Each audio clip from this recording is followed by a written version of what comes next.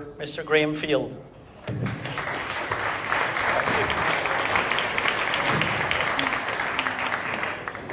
The theme is who am I and how did I get here? And if it doesn't really help you understand who I am and how I got here, it might help me. Another thing, so I've got all this weight on the back, the panniers and everything. The front's kind of flexible, so I thought I could make a fork brace. I had this big lump of aluminium, which I was saving for something special. And I decided that something special was going to be a fork brace. Now, it's not that attractive, I admit, but it was incredibly effective.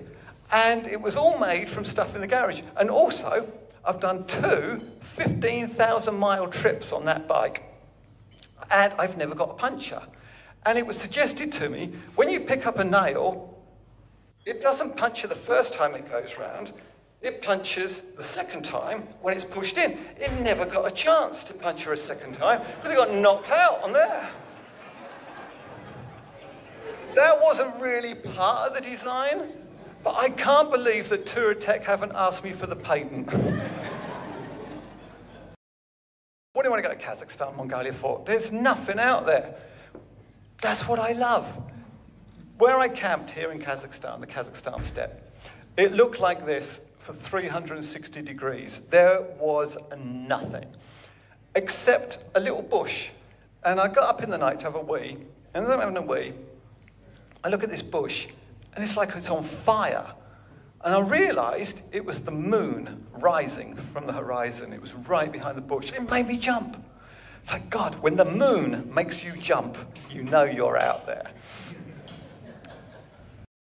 Traveling with some Austrians and a Swiss guy, and the Austrians were fully sponsored. I called them the Touratech twins. They had everything in the Touratech catalogue, and they had a camera and a lens. The lens itself cost more than my entire trip.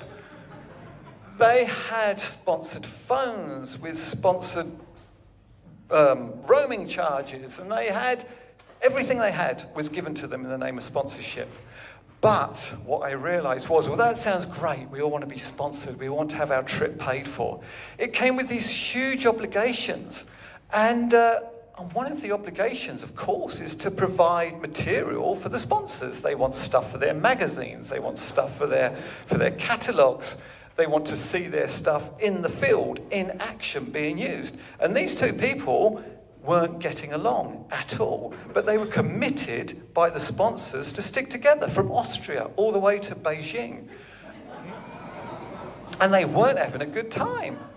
Me, I was totally free. That's why I'm camped over there on my own.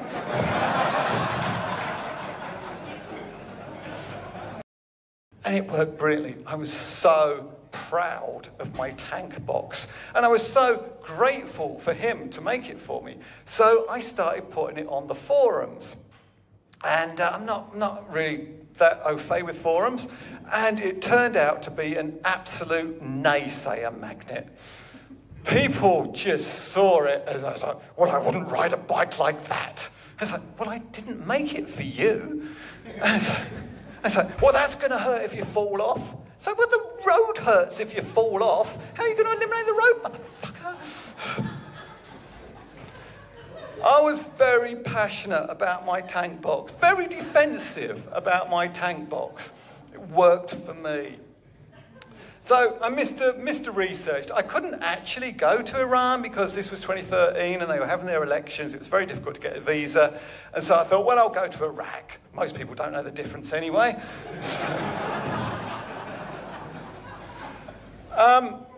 So having already done it once, pretty organised, I've got the WD-40 for things that won't come loose, the duct tape for things that do come loose. Got my maps because I don't believe in GPS. Got my tools. Got some quality camping equipment because I believe that if you get a good night's sleep, you get a better day on the road. And the other pannier was mainly quality hair care products.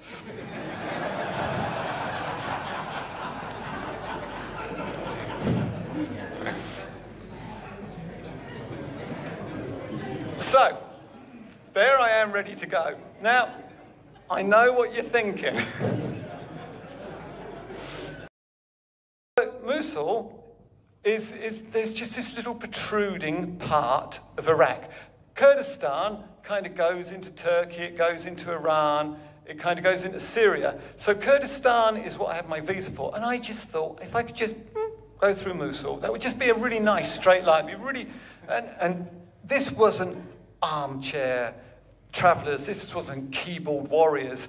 These were people who said to me, Iraqis who said to me, you go to Mosul to die. Kidnappings, car bombs, you are too insignificant to be protected, and you are too significant to get away with it. You will die. And I thought, yeah, I know, but you know. It's 27 kilometres.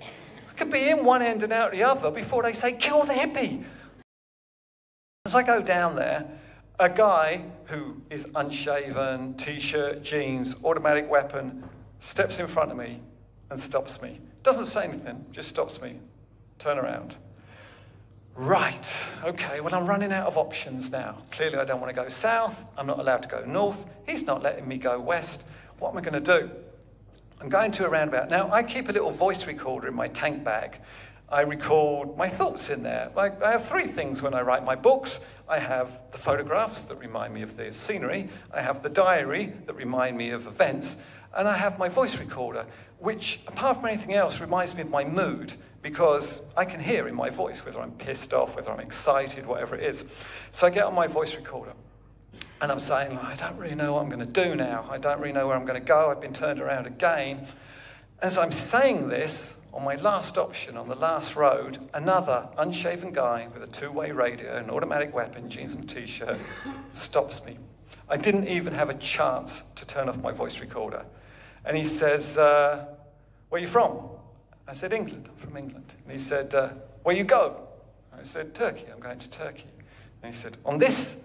I said, yeah, on my motorbike, And he says, welcome to Iraq. And I never got a chance to turn off my voice recorder. It's still on my voice recorder. When I hear it on my voice recorder, when I hear the assertion in his voice, when I hear the trepidation in my voice, when I tell you now, it makes me goose pimply. The next bit of the journey was to go up through eastern Turkey, through Georgia, into Azerbaijan, to Baku, and that is where the journey was going to start, on the unreliable ferry to Turkmenistan and the stands. That's what the plan was all about, to go to the stands. And the Azerbaijan border, when you clear it, says, good luck. Good luck? Don't you mean goodbye?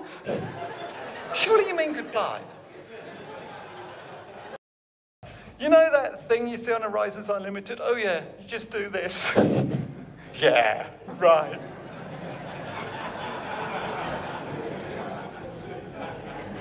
I'm dragging it down that dip. Because I thought if I drag it down the dip, I might have a little bit more chance. And I'm dragging it, I'm thinking I'm ruining me stickers.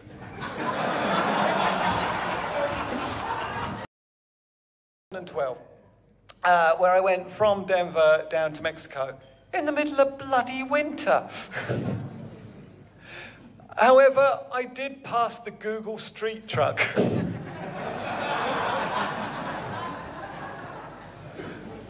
When you ride alone, it's very hard to get a photograph of yourself. So when I realised it, all right. And so I have to go into a studio, which is a little bit like a rock star.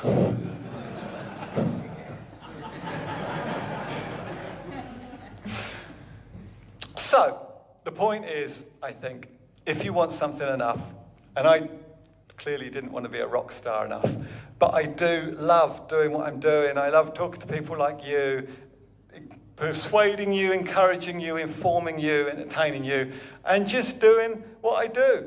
And that's really the end of my presentation.